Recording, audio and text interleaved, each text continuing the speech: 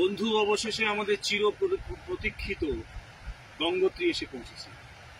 গঙ্গোত্রী আসার সময় অবশ্য রাস্তায় সেরকম কোনো সমস্যা হয়নি, কিন্তু অসাধারণ রূপ এবং প্রকৃতি আমরা দেখেছি, যেখানে সারা রাস্তা জুড়ে শুধু বরফ। আপনারা অন্যান্য ছবিতে দেখতে পাবেন।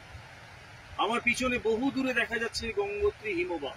যদিও সেইখানে পৌঁছে আপনাদেরকে ভিডিও উপহার দেওয়া বাস্তব কারণেই সম্ভব নয়। যদি যেতেও পারি তাহলে সেখান থেকে ভিডিও করা সম্ভব নয়।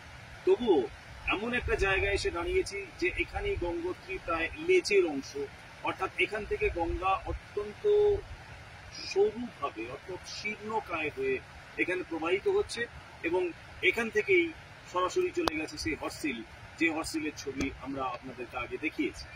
যাই হোক, এই অসাধারণ জায়গায় পৌঁছাতে পেরে মনে হচ্ছে যেন জীবনের আরেকটা অধ্যায় পরিপূর্ণ করলাম।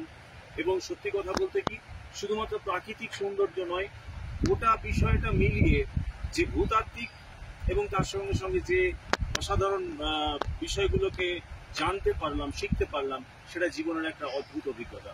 চারিদিকে বরফাচ্ছন্ন এইরকম একটা জায়গায় আমরা গঙ্গোত্রী হিমবাহের কাছাকাছি পৌঁছে গেলাম, যেখান থেকে গঙ্গার উৎপত্তি হয়েছে, এবং সেই গঙ্গা ধীরে ধীরে ক্রমশ নিচে নামতে নামতে একটা সময় হরিদ্বারের সমভূমিতে গিয়ে তারপরে তার নিজস্ব পথ ধরে ধরে বঙ্গোপসাগর পর্যন্ত পৌঁছেছে।